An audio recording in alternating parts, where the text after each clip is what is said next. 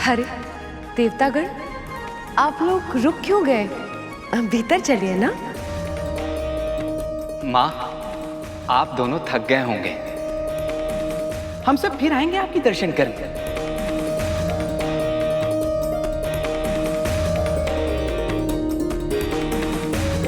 देवराज इंद्र अपने कर्तव्य से विमुख नहीं रह सकते। अवश्य ही इन्हें कोई आवश्यक कार्य होगा।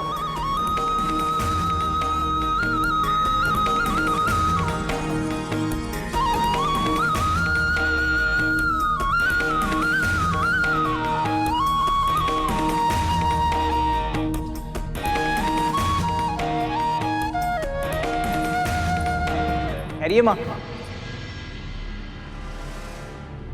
आपके प्रवेश से पहले हमें तैयारी करनी होगी।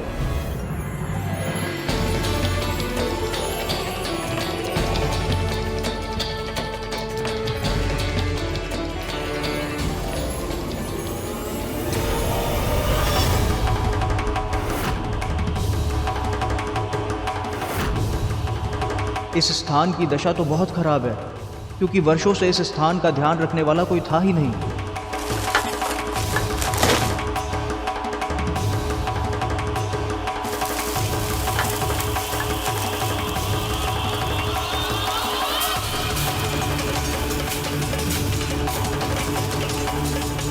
अरे माँ की आरती।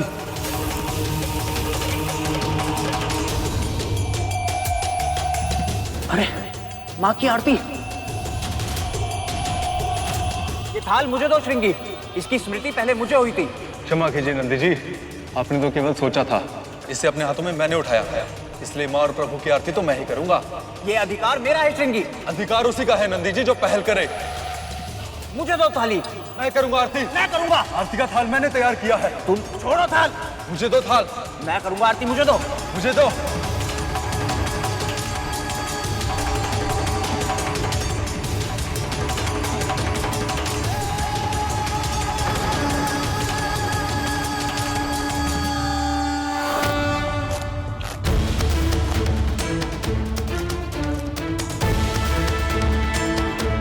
बस करो।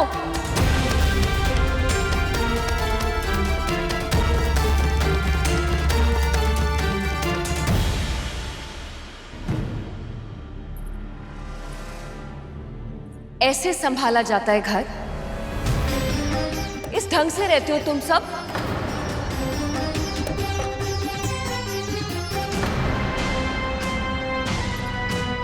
ये क्या है? बिना पका हुआ भोजन खाना अच्छा नहीं होता, पता है ना? कम से कम इतना तो पता होगा कि स्वच्छता में ही ईश्वरत्व का माध्यम है।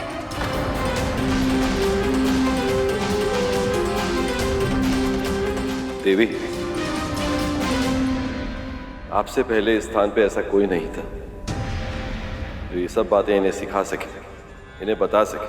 पर अब मैं यहाँ आ गई हूँ, अब कोई मनमानी नहीं चलेगी।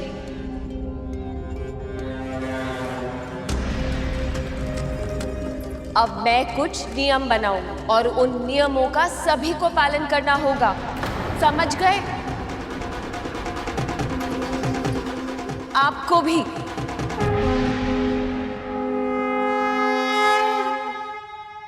अब जाइए, बाहर जाइए, और जब तक भीतर प्रवेश करने के लिए ना कहा जाए कोई भी भीतर नहीं आएगा, समझ गए?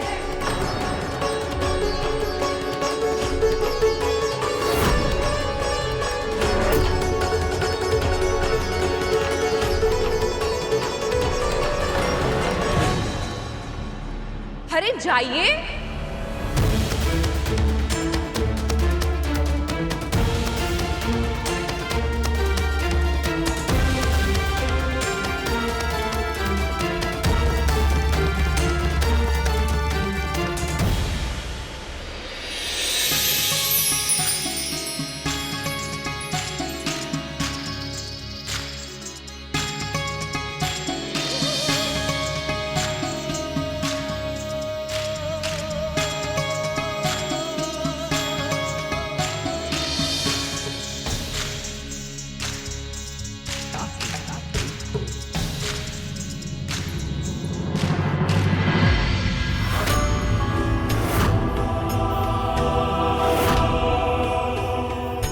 से आरंभ करूं?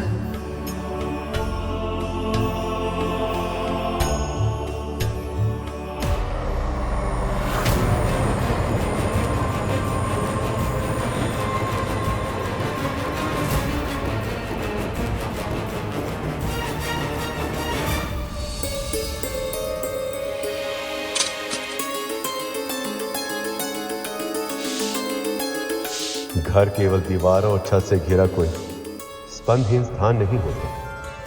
परस्पर प्रेम के माध्यम से एक दूसरे के जीवन को और भी अधिक श्रेष्ठ बनाने का आधारशिला होता है घर। और घर की महिमा होती है स्त्री से। वही घर का प्राण होती है, वही जीवन का आधार होती है। नियमों की दीवारों में बांधकर वो निवासियों को महत्व सिखाती है। देवी पार्वती भी इस समय वही कर रही थी।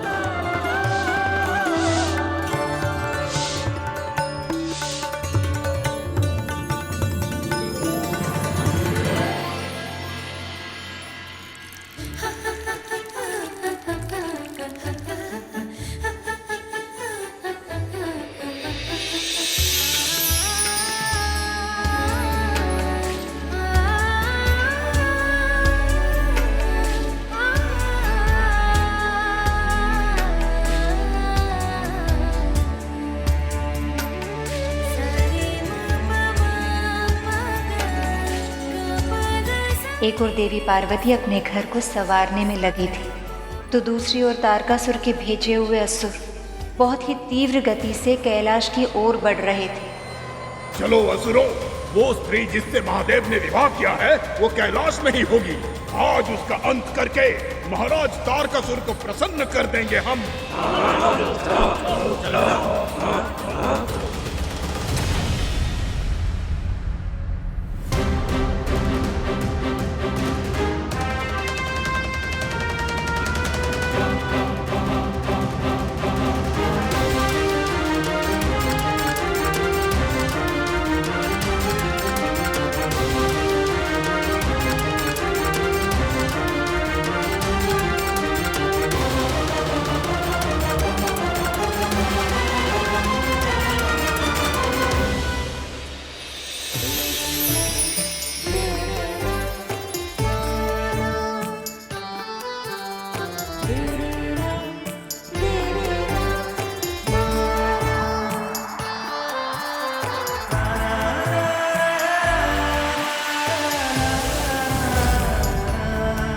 कितनी अच्छी खुशबू आ रही है।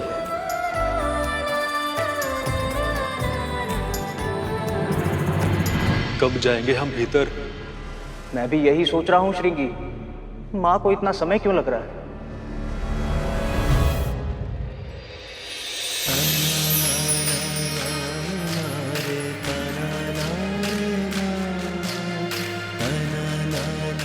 प्रभु आप? इतनी पवित्र सुगंध, जैसे हवन किया हो।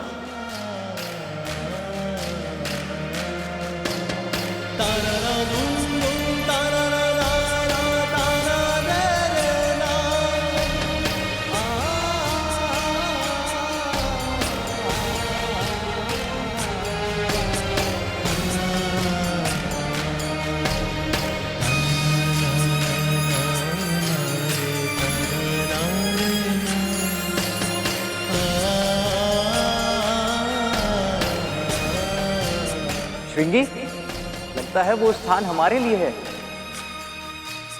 वो देखो हमारे वाद्य यंत्र। अवश्य ही वो स्थान हम सबके लिए ही है। प्रभु, आज से पहले केवल ये पर्वत था, किंतु अब ये घर लग रहा है। ये तो होना ही था नंदी। इस स्थान को घर बनाने वाली जो आ गई, इस घर की स्वामिनी जो आ गई। बस बस बस, बहुत हुई प्रशंसा। घर स्वच्छ हो गया है। आप लोग भी हाथ मुंह धोकर स्वच्छ हो जाइए, फिर साथ में बैठकर भोजन करेंगे।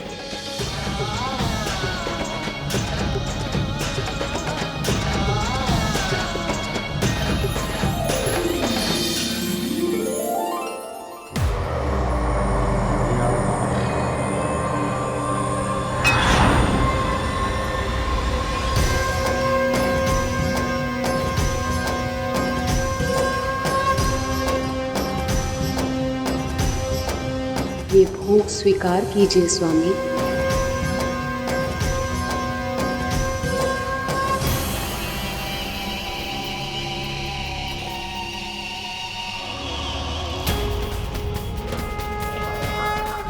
यही सही समय है आक्रमण करने के लिए। प्रभु, सारे असुर तो माता पार्वती के प्राण लेने के लिए आतुर थे, तो फिर किसने उनके प्राण बचाए? आगे क्या हुआ बताइए ना। मूषक जी, उन्हें कोई क्या बचाएगा जिनके होने से इस निर्जीव संसार में जीवन आया। जो शिव की शक्ति हैं, उन्हें कोई कैसे हानि पहुंचा सकता था?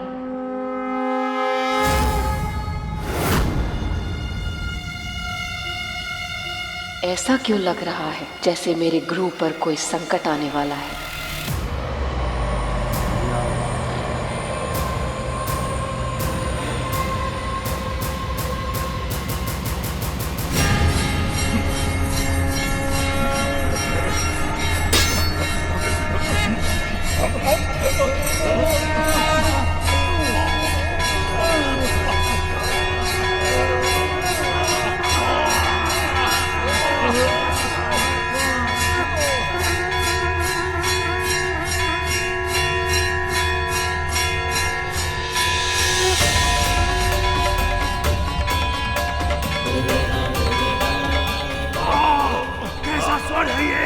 कोई रोको इसे।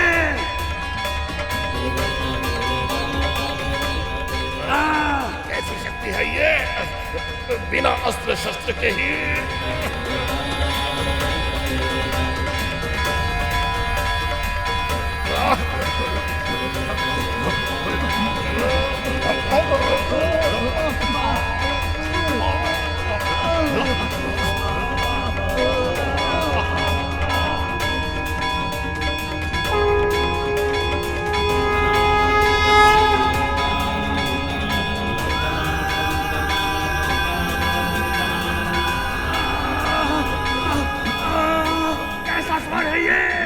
कोई रोको इसे।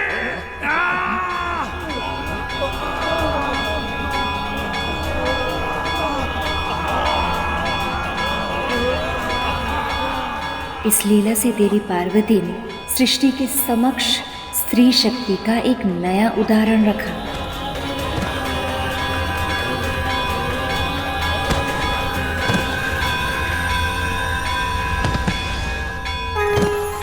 देवी पार्वती का ये रूप इस बात का चिन्ह है कि जो भी स्त्री प्रतिदिन संध्या आरती के पश्चात अपने निवास स्थान पे घंटा बजाएगी, उसके घर से दुख, रोग और समस्त बुरी शक्तियां दूर हो जाएंगी।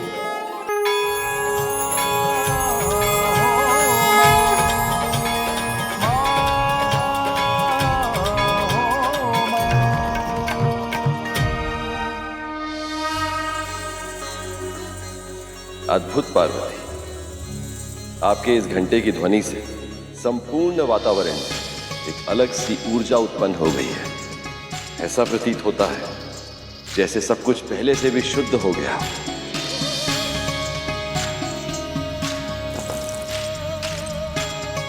जो स्त्रियां सुबह और संध्या के समय ऐसे ही घर स्वच्छ करके भोग लगाकर घंटा बजाएंगी, उनके घर बुराई कभी प्रवेश नहीं करेगी।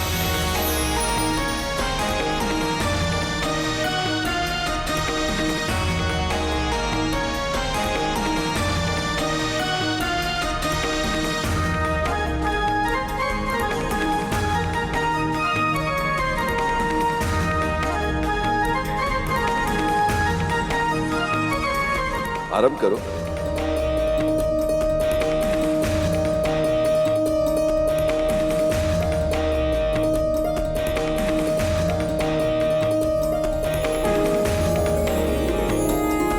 माँ, इससे अधिक उत्तम भोजन तो हमने आज तक कभी नहीं खाया। हाँ माँ, आज पोषण हमारे तन को नहीं, हमारी आत्माओं को मिल रहा है। और इस प्रकार से माँ के इस रूप को जो नाम मिला है वो है चंद्रघंटा।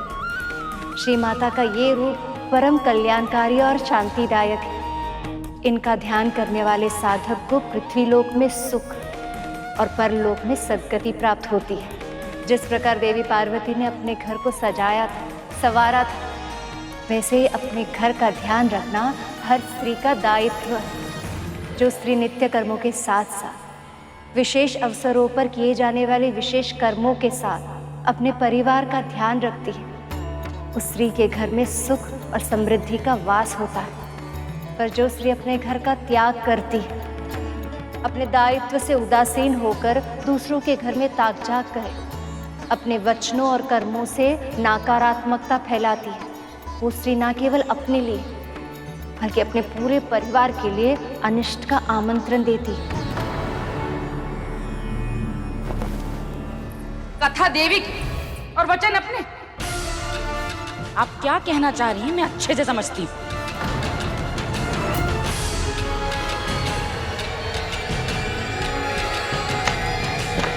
दीदी, कथा सुनने के बाद आरती लिए बिना नहीं जाते।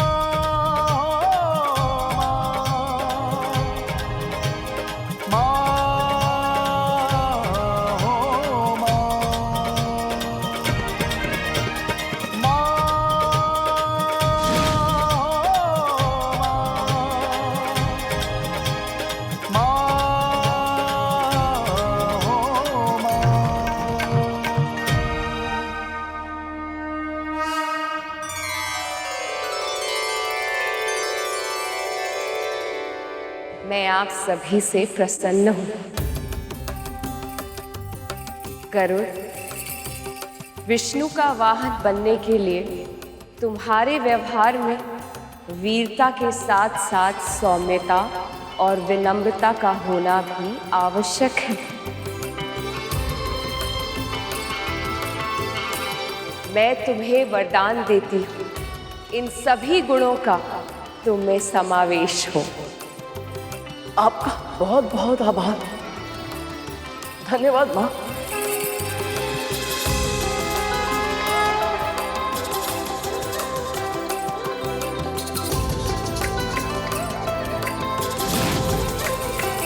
प्रभु, तो क्या वो क्षण आ गया जिसकी गरुड़ को प्रतीक्षा थी? क्या गरुड़ अब तैयार है विष्णु जी का वाहन बनने के लिए? ये तो गरुड़ पर निर्भर करता है कि इस कथा के संपन्न होने के पूर्व वो स्वयं को इस योग्य बना पाएगा या नहीं। वैसे समय के पूर्व और भाग्य से अधिक किसी को कुछ भी नहीं मिलता। अब देखना ये है कि क्या श्री हरि कृपा से गरुड़ अपना भाग्य बदल पाएगा।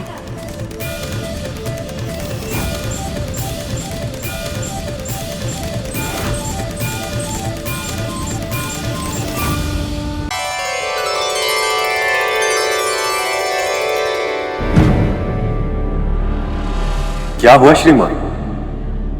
आपकी आंखों में आंसू? आज आरती के समय बहुत ही अलग अनुभव हुआ भैया जी। बहुत ही अच्छी खुशबू थी, जैसा आप बताए थे ना कैलाश पर्वत पर, बिल्कुल वैसी ही। न केवल सुगंध बल्कि हमें तो नुपुर का स्वर भी सुनाई दिया। हो सकता है ये हमारा भ्रम हो, लेकिन हमें आज पहली बार स्वयं मां के होने का आभास हुआ। आप लोगों के कारण ही संभव हो पाया है भैया जी। हमें कुछ भी करने का सामर्थ्य नहीं है बहन जी। जो होता है या जो हो रहा है वह सब श्री माता की इच्छा से ही होता है, और जो भविष्य में भी होगा वह सब भी उनकी इच्छा से ही होगा।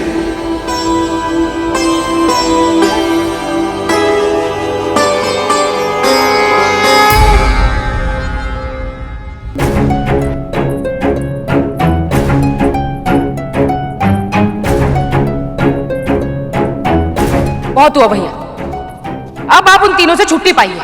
ऐसा क्यों कहिए जीजी, वो तो बड़ी भले प्राणी। उनकी धर्म पत्नी हमें चिढ़ा रही थी और आप अपनी दीदी का अपमान होते हुए देखते रहे। कुछ कहा भी नहीं, उन्हें रोका भी नहीं। शांत हो जाइए दीदी, इस तरह से बिना बात के बखेड़ा खड़ा करना उचित नहीं ना है। हम अभी अभी पूजा से लौटे हैं, क्लेश करना सही नहीं है। वाह, देख रहे हैं भैया, जिन अतिथियों को आपने अपने घर में पनाह दी है उन्हीं के लिए हमारी भौजाई हमें आपकी दीदी को कड़वी बातें सुना रही है। बस यही देखना शेष था। 2-4 दिन में वो लोग इतने सगे हो गए कि आपने हमें ही पराया कर दिया। ऐसा नहीं है दीदी। ये मत भूलिए कि आपका पुत्र नहीं है जो आपका हालचाल पूछेगा। जो है बस हम ही हैं। हम ही हैं जो आपके सुख दुख में साथ रहेंगे।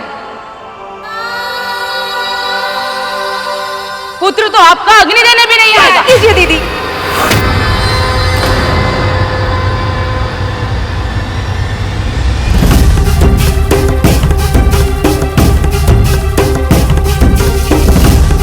आप जाइए यहां से।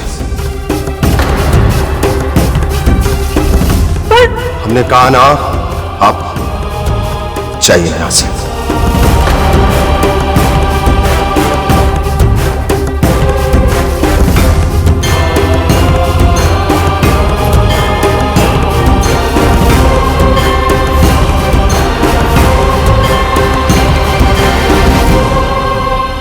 आपको जब तक यहां रहना है आप आनंद से रहिए दीदी, परंतु आपसे हाथ जोड़कर हमारी विनती कि हमारे पुत्र के बारे में कोई बात मत कीजिए।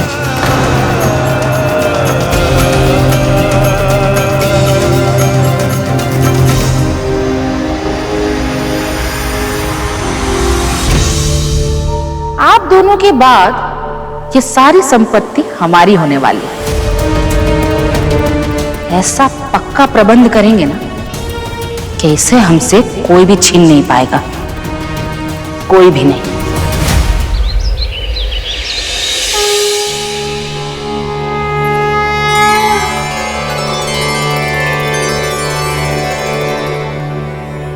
जय मां भगवती। आज तो आप दोनों समय से तनिक पहले ही आ गए। आप कथा ही इतनी अच्छी सुनाते हैं। आज प्रतीक्षा में कब सिंह उठ गए पता ही नहीं चला। आपसे कथा सुनते सुनते कुछ समय के लिए हम अपने सारे कष्ट, सारे दुख भूल जाते हैं। बहुत शांति मिलती है मन को।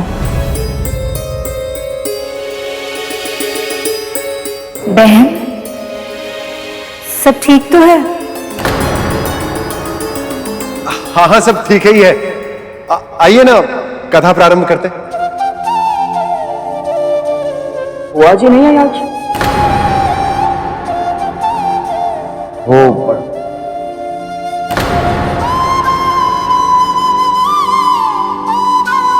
कथा का समय बीतता जा रहा है, उन्हें आना होगा तो आ जाएंगे। हम आरंभ करते हैं, है ना? जी।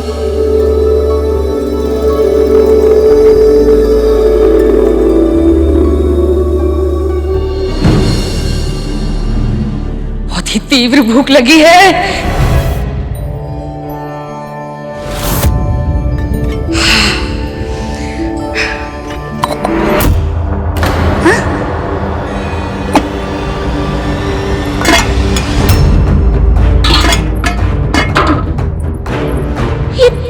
ये सारे पात्र रिक्त पड़े हुए हैं।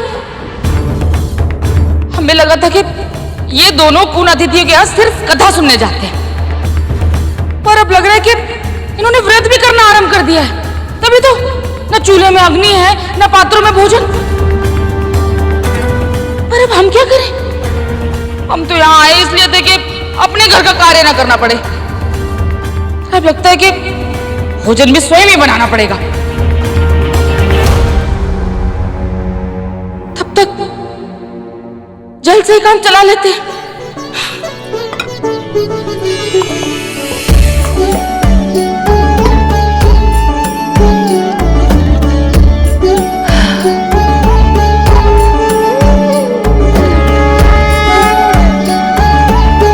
देवी पार्वती के कैलाश में आने के बाद सब कुछ बदल गया था।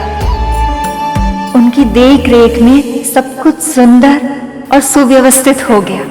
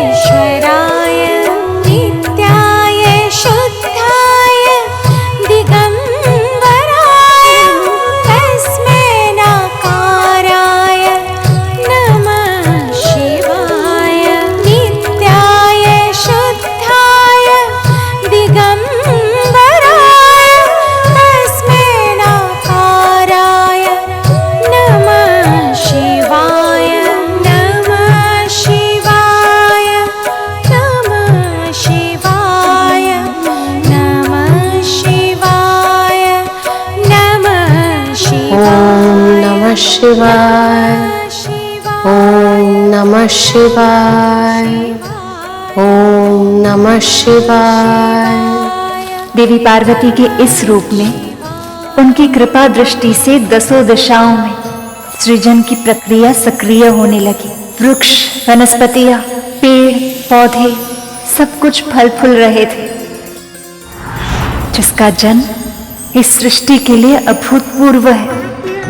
शिव और शक्ति का पुत्र देवराज इंद्र की अपेक्षाएं इन सब संकेतों को देखकर अपनी चरम तक पहुंच गई थी। पर सत्य तो ये है कि ये सृष्टि की सारी रचना माता ने बहुत पहले से ही शुरू की थी। यही है इनका चौथा रूप, माँ कुष्मांडा, माँ कुष्मांडा, माँ कुष्मांडा। कहा जाता है कि जब चारों ओर अंधकार था, न सृष्टि का अस्तित्व था, न प्रकाश की कल्पना, तब इन्हीं माता ने अपने मुस्कान से सारी ब्रह्मांड की रचना की। इसीलिए इन्हें सृष्टि की आदि स्वरूपा या आदि शक्ति के नाम से भी जाना जाता है।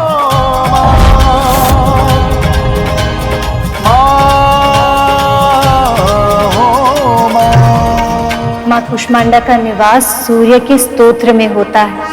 वही है सूर्य देवता की अग्नि का स्तोत्र। उन्हीं की मुस्कुराहट से इस पूरे संसार का जन्म हुआ है। इसका ये अर्थ ये भी है कि पुरुष का संसार स्त्री के मुस्कान से ही फलता फूलता है। पर जिस घर में स्त्री दुखी हो, सुख और शांति का वास वहां संभव नहीं। इसलिए स्त्री की इच्छा को प्राथमिकता बनाना हम पुरुषों का दायित्व।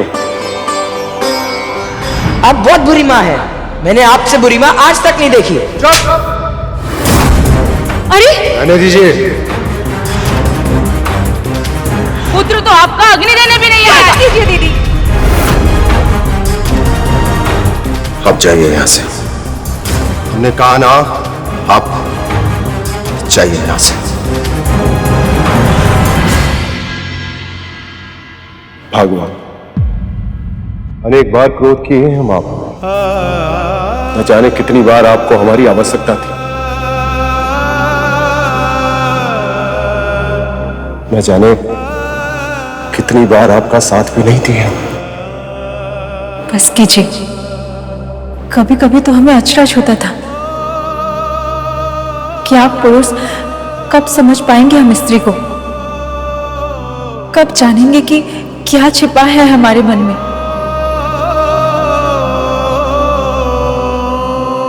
भले ही देर लग गई, पर आज आपको इस बात का आभास हो गया है। हमारे लिए इतना ही पर्याप्त है।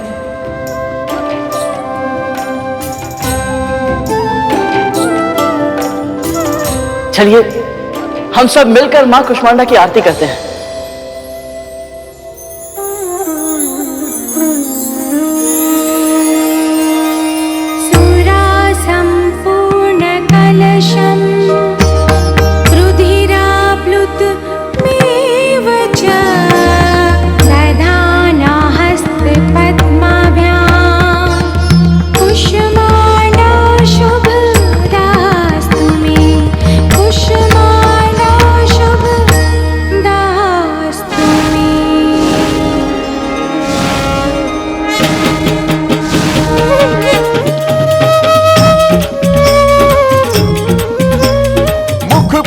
अद्भुत तेज प्रभा है, हे माता कुष्मांडा। इस ब्रह्मांड की रचना तुझसे सूर्य की उष्मा है माँ, तुझसे सूर्य की उष्मा है माँ, तुझसे सूर्य की उष्मा।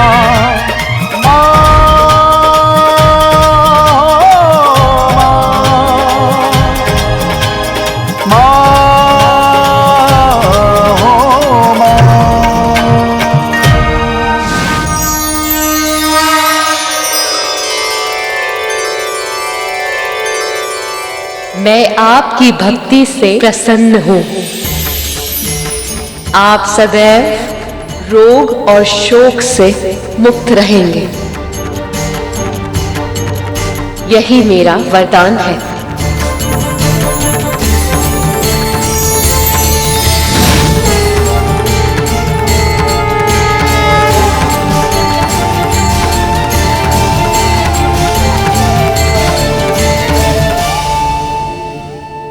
भगवान, हमें मां का स्वर सुनाई दिया। क्या आपको भी? पर यह कैसे संभव हो सकता है? क्या हमारे शोक से हमें मुक्ति मिल सकती है? हम भी इसी उलझन में हैं स्वामी। हम दोनों के दुख का कारण तो एक ही है, हमारे पुत्र का हमसे दूर होना।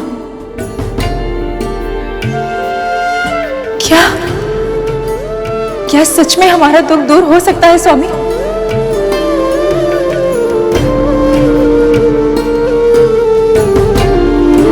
प्रभु, उन्हें माता के दर्शन नहीं हुए, पर उन्हें माता के होने का आभास तो हुआ। किंतु उन्हें ये कब ज्ञात होगा प्रभु कि उनके संबंध में खटास उनकी बहन के कारण है? उनके दुख कब दूर होंगे प्रभु? मूषक जी, उनका दुख दूर करने हेतु ही मामा श्री ने कथावाचन के लिए उनका निवास स्थान चुना, और जैसे जैसे उन्हें माता के भिन्न भिन्न दिव्य स्वरूप के बारे में ज्ञात होगा, वैसे वैसे उन्हें अपनी पीड़ा और समस्या का समाधान भी मिलता जाएगा। अब देखना ये है कि उन्हें अपनी समस्या के जड़ का भान कब होगा। नवरात्रि के 5वें दिन हम देवी के स्कंद माता की रूप की कथा सुनेंगे। स्कंद का अर्थ होता है कुमार कार्तिकीय। प्रभु गणेश के भाई कार्तिक जी। हाँ सुपर्ण, हम इस कथा में देवी पार्वती के उस स्वरूप को देखेंगे जब उन्होंने पूर्णता का आभास किया, जब वो मां बनी। कीजिए कीजिए कीजिए कीजिए, जितने व्रत और पूजा कर सकते हैं कीजिए। व्रत और तप करने से पुत्र तो लौट कर नहीं आएगा,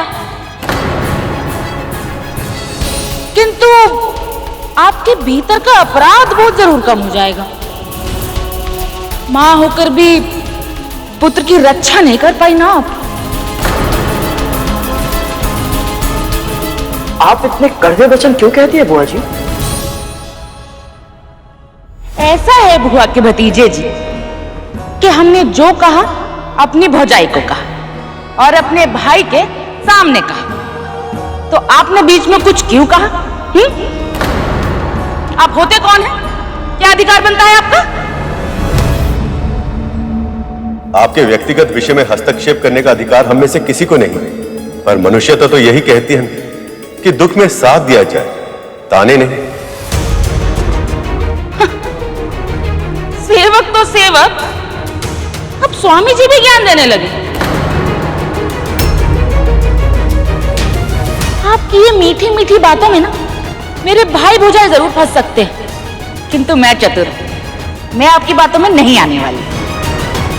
सुपर्ण, ये व्रत का समय है, किसी के भड़काने पर क्रोधित होकर अपने व्रत को नहीं छोड़ना चाहिए।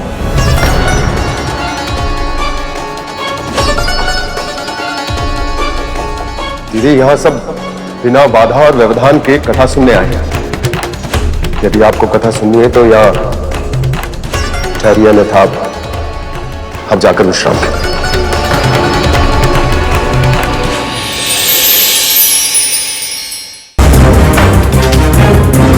नहीं नहीं, अब कथा सुनने आए हैं तो कथा सुन के ही जाएंगे।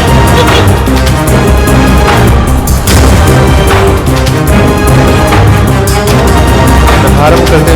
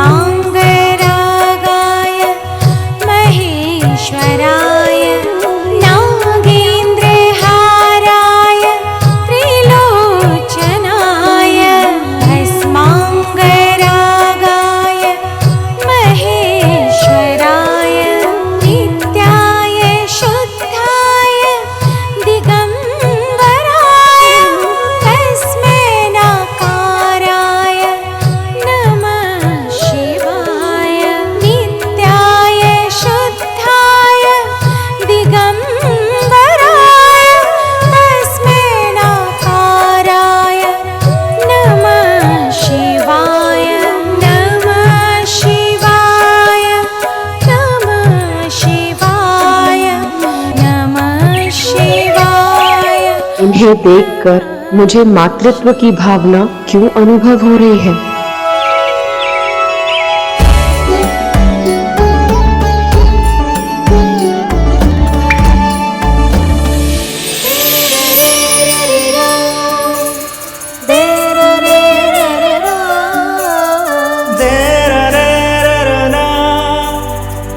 मुझे लगा था कि आपको पाने के बाद मेरे मन में कुछ और पाने की कामना जन्म नहीं लेगी, पर आज मुझे आभास हो रहा है कि मेरे हृदय की गहराई में एक और इच्छा छिपकर बैठी है। उसे भी पूरी कर दीजिए महादेव। मुझे पुत्रवती होने का वरदान दीजिए।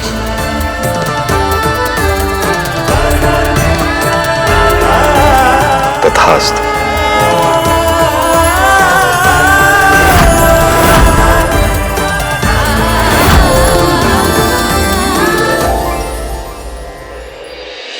प्रभु, इसका अर्थ ये हुआ कि आपके ज्येष्ठ भ्राता कार्तिकेय की लीला भी इस कथा के साथ सुनने को मिलेगी। हाँ मूषक जी, मैं भी आपकी भांति अत्यधिक उत्सुक हूँ भ्राता कार्तिकेय की लीला को सुनने हेतु, किंतु उनके जन्म से सभी इतने प्रसन्न नहीं थे। एक ओर सभी देवताओं में असुरक्षा का भाव उत्पन्न हो गया था, तो दूसरी ओर उनके जन्म से माँ भी पिताश्री से रुष्ट हो गई थी। ऐसा क्या हुआ था प्रभु? ये कथा जितनी सुखद है उतनी ही पीड़ादायक भी, विशेषकर माँ के लिए।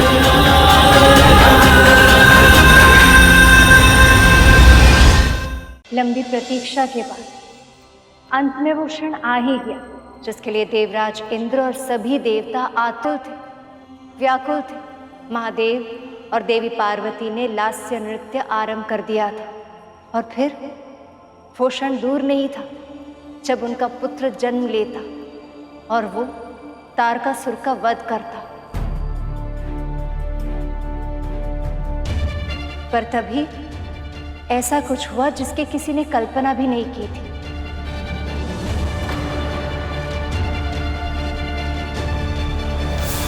माँ पार्वती स्वयं ही शक्ति स्वरूपा है। इसलिए मैं तो ये सोच रहा हूँ देवराज कि जब माँ पार्वती का अंश जन्म लेगा तब वो कितना शक्तिशाली होगा। और महादेव शिव भी वो हैं जिनमें सब लय होते हैं। उनका होने वाला अंश इतना शक्तिशाली होगा कि वो न केवल तारकासुर का अंत करेगा बल्कि अन्य सभी असुरों का सर्वनाश करेगा। किसी योग्य होगा वो। सृष्टि के सभी प्राणी दीर्घ काल से तारकासुर के अत्याचारों से त्रस्त हैं। जब महादेव और मां का पुत्र जन्म लेकर उसका वध करेगा तो निस्संदेह उच्चतम स्थान प्राप्त करेगा। सभी के लिए वंदनीय हो जाएगा वो। मां और महादेव दोनों की शक्ति होगी उसमें। सृष्टि के सर्वोत्तम योद्धा से भी 2 गुना शक्तिशाली होगा वो। तब तो उसके ऊपर किसी का अंकुश ही नहीं रहेगा। उसके मन में जो आएगा वही करेगा वो, और किसी में उसे रोकने का सामर्थ्य नहीं होगा। इतनी अधिक शक्ति तो किसी का भी मस्तिष्क फेर कर उसे निरंकुश बना सकती है।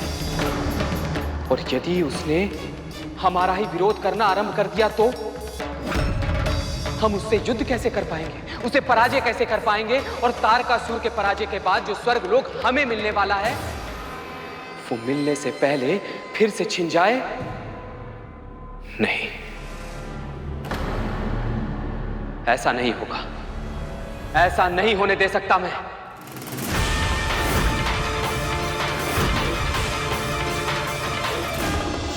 यही है जीवन की विडंबना। अनेक बार हम अपनी ही प्रसन्नताओं के मार्ग के सबसे बड़ी बाधा बन जाते हैं, क्योंकि वो अपने वर्तमान की समस्याओं में इस सीमा तक घिरे रहते हैं कि वो उसके परे भविष्य में झांक कर देख ही नहीं पाते। देवराज इंद्र इतना सुरक्षित महसूस कर रहे थे और वो सीधा महादेव के पास जा पहुंचे और उन्होंने उनसे विनती की, जिसका पूरा होना असंभव था।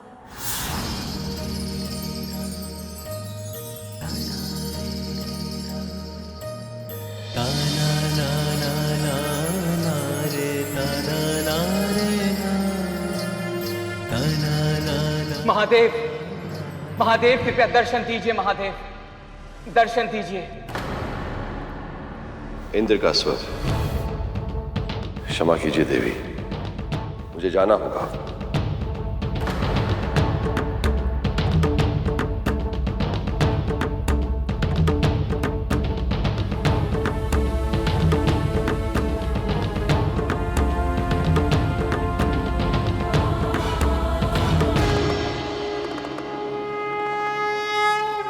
देवगण, आप यहां?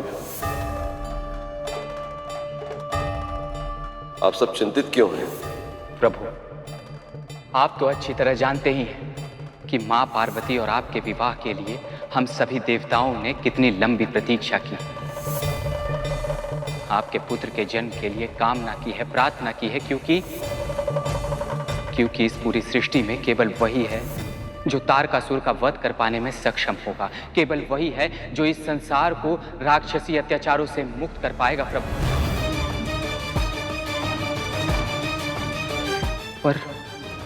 पर क्या देवराज,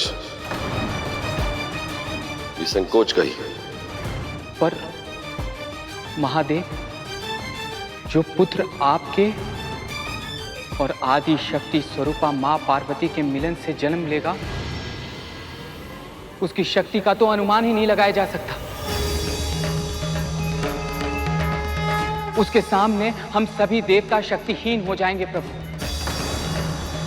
और महादेव, इतनी अधिक शक्ति के साथ उत्तरदायित्व भी बहुत अधिक बढ़ जाता है। पर यदि किसी भी कारण से, किसी भी काल में उस बालक ने अपने उत्तरदायित्वों का निर्वाह करते समय महत्वाकांक्षा का परिचय दिया तो प्रभु?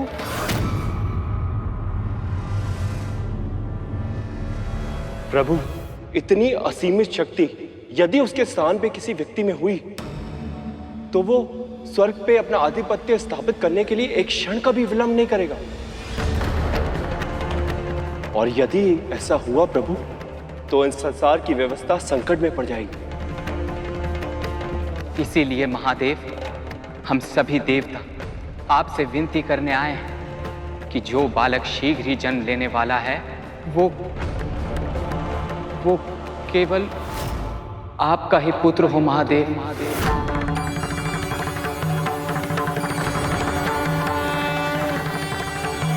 केवल आप से ही उसकी उत्पत्ति हो। हमें ये वरदान दीजिए महादेव, हमारे मन की इच्छा पूरी कीजिए महादेव।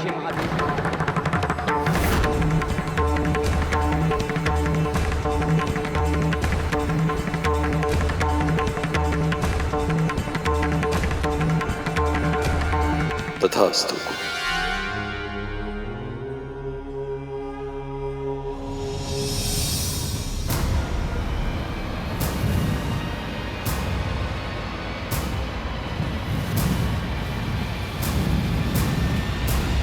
ये बात तो देवता भी जानते हैं कि एक संतान के जन्म के लिए, उसके पालन पोषण के लिए एक माँ का होना कितना आवश्यक है। तो फिर इंद्रदेव ऐसी विनती कैसे कर पाए बहन जी? और महादेव, उन्होंने उनकी विनती स्वीकार ही क्यों की? तारकासुर के कारण।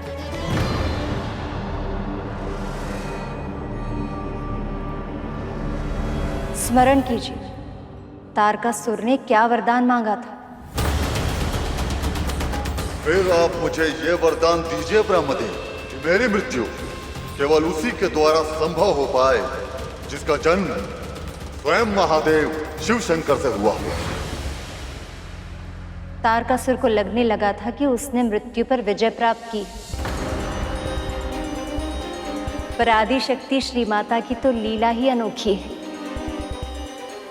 कि जब वो घट रही होती है तब स्वयं उनके स्वरूप माँ पार्वती भी उसमें फंस जाती है। माँ, फिर देवी पार्वती को पता चला तो क्या हुआ? संतान को जन्म दे और उस मातृत्व को अनुभव करना, ये हर स्त्री के लिए परम सुख का माध्यम होता है।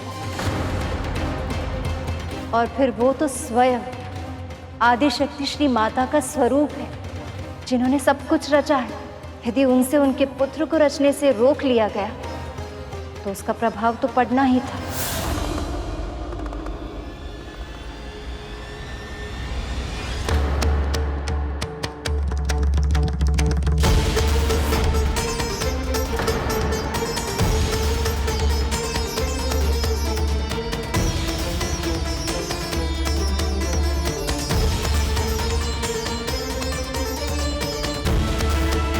ये क्या कर रहे हैं आप? पुत्र की उत्पत्ति केवल महादेव से कैसे हो सकती है? संगम और समागम की जिस क्रिया के लिए स्त्री और पुरुष दोनों की आवश्यकता होती है, उसे केवल महादेव से संपन्न कराने के प्रयास कैसे कर सकते हैं आप सब?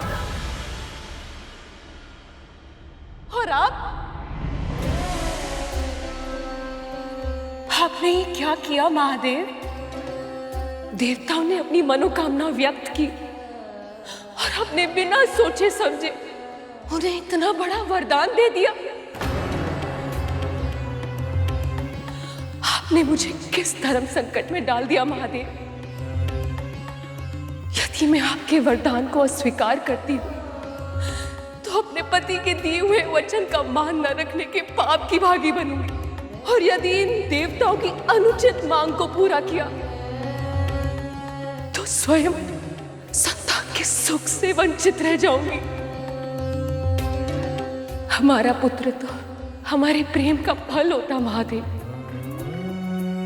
हमारे जीवन का वरदान, हमारे वाटिका का फूल।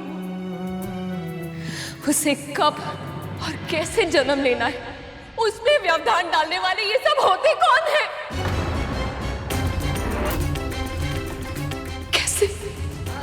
कैसे कर सकते हैं आप ये अनुचित और अन्यायपूर्ण मांग?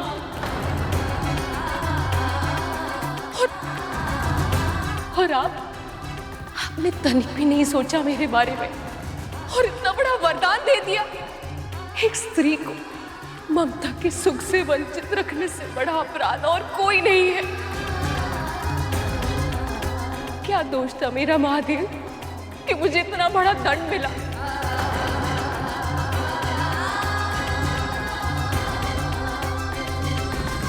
दोष नहीं देवी, कर्तव्य है हमारा। ये सब हमारी ही संतानें हैं।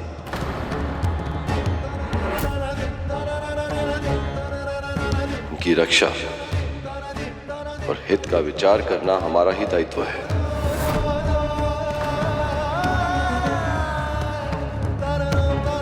आप तो संतुलन के साधक हैं। इन सभी उद्देश्य को एक साथ साधने का और कोई उपाय नहीं था आपके पास महादेव। आप तो भोले भंडारी हैं।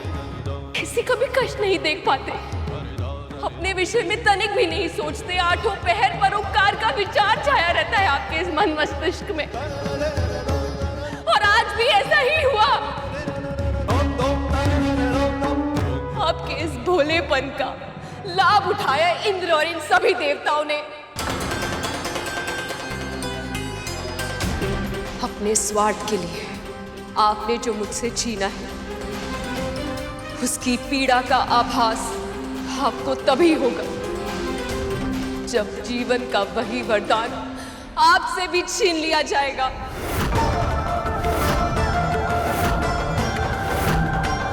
वैसी ही पीड़ा आपके हृदय को कराहेगा। तब आप समझेंगे मेरे इस क्रोध का कारण। जैसे मैं आप अपनी कोख से किसी संतान को जन्म नहीं दे सकती, वैसे ही आप भी कभी माता पिता नहीं बन पाएंगे।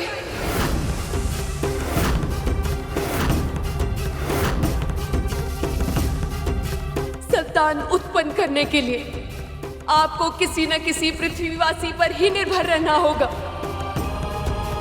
और यही सभी को मेरा श्राप है।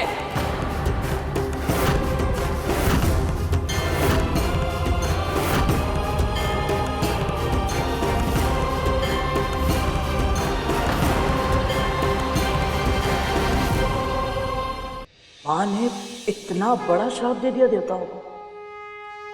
माँ का तो तत्व ही ममता है सुपन। कोई साधारण माँ भी क्रोध में आकर अपनी संतान का अहित नहीं करती। और वो तो देवी पार्वती थी। उन्होंने देवताओं को भी जो श्राप दिया था, वो भी उनके कल्याण के लिए ही था। वो कैसे भैया जी? हर प्राणी को स्वर्ग में प्रवेश उसके पुण्य के अनुपात में ही मिलता है। जब तक पुण्य तब तक ही स्वर्ग का भोग किया जा सकता है, किंतु पुण्य फल के समाप्त होते ही स्वर्ग को छोड़कर फिर से धरती पर लौटना पड़ता। किसी योनि में प्रवेश लेकर फिर से पुण्य फल अर्जित करना पड़ता। यही संसार का नियम, यही विधि का विधान है बहन जी। पर यदि देवी देवता अपनी संतानें उत्पन्न करने में सक्षम हो तो उनकी संतानों को बिना कोई कर्म किए, बिना कोई पुण्य फल अर्जित किए स्वर्ग में रहने का अधिकार मिल जाता है, और इससे संसार का संतुलन बिगड़ जाता है। इसका अर्थ तो ये हुआ कि उस श्राप में भी संसार के लिए वरदान छिपा था माँ भगवती की कृपा से।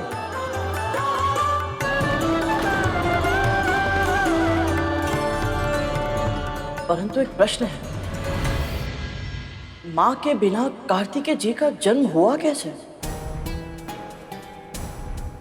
जब से महादेव ने देवराज इंद्र को वरदान दिया था, तब से देवी पार्वती बहुत दुखी अनुभव कर रही थी।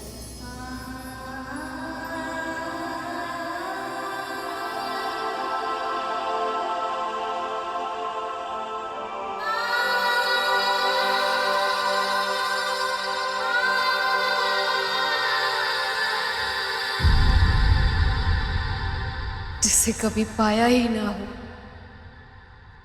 उसे खोने का दुख मैं कैसे मनाऊं महादेव? दुख मनाने की आवश्यकता नहीं है पार्वती।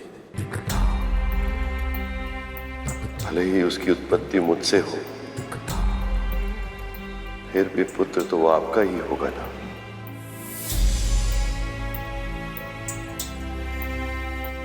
पर मैं उसे जन्म क्यों नहीं दे सकती प्रभु? क्योंकि केवल तारकासुर का वरदान एकमात्र कारण तो नहीं हो सकता कि आप मुझे और स्वयं को इतने सुंदर अनुभव से वंचित रखें।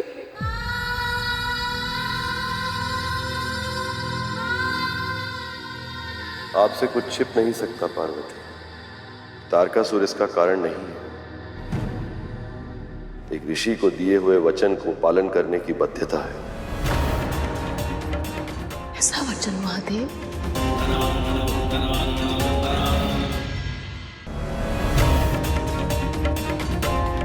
आइए पार्वती, आपकी किसी से भेंट करानी है।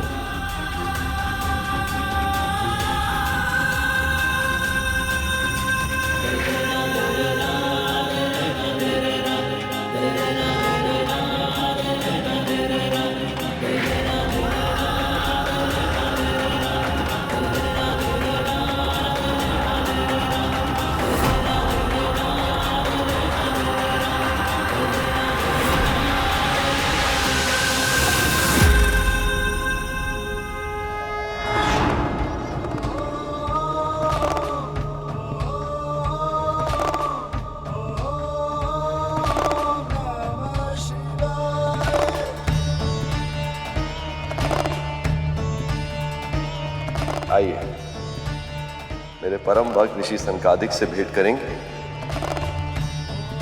मैं आपका संकेत समझती हूँ महेश्वर, और ये भी समझती हूँ कि अपने भक्त के प्रति आपका अथाह प्रेम ही आपको उनकी ओर खींचे लिए जा रहा है। चलिए।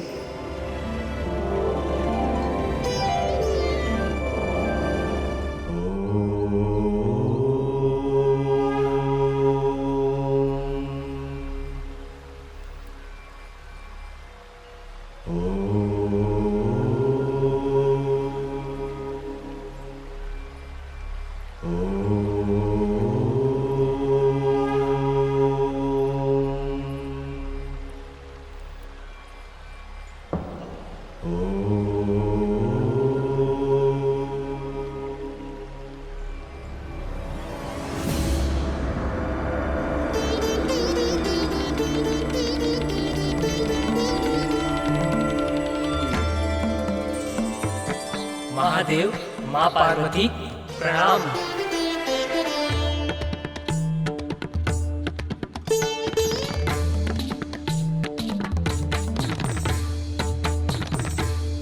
क्या हुआ सनत?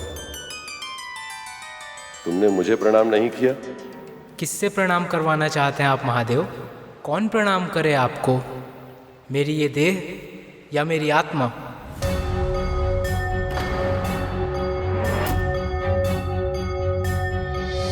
क्योंकि यदि आप चाहते हैं कि मेरी देह आपको प्रणाम करे तो ये तो नश्वर है, और यदि आप चाहते हैं कि मेरी आत्मा आपको प्रणाम करे तो वो तो उसी का अंश है जो आप हैं। जब हम दोनों एक ही हैं तो कौन बड़ा और कौन छोटा? ऐसे में मैं आपको कैसे प्रणाम कर सकता हूँ महादेव?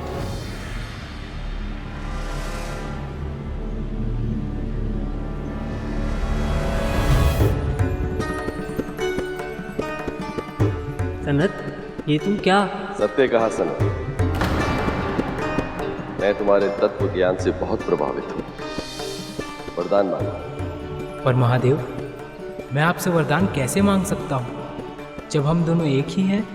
किंतु यदि आप चाहते हैं कि आप मुझे वरदान दें तो मुझे वरदान दीजिए कि भविष्य में मैं केवल आपके पुत्र के रूप में जन्म लूं।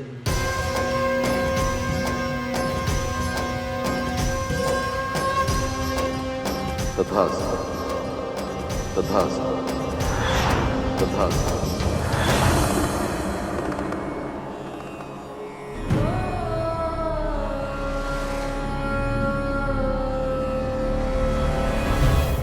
एक वचन का पालन करने की और एक ऋषि की इच्छा का सम्मान रखने की विवशता मैं समझती हूँ प्रभु, और इसीलिए आपके इस वरदान से मैं व्यथित नहीं होंगी। आपके हमारे इस पुत्र से मिलन की प्रतीक्षा करूंगी मैं।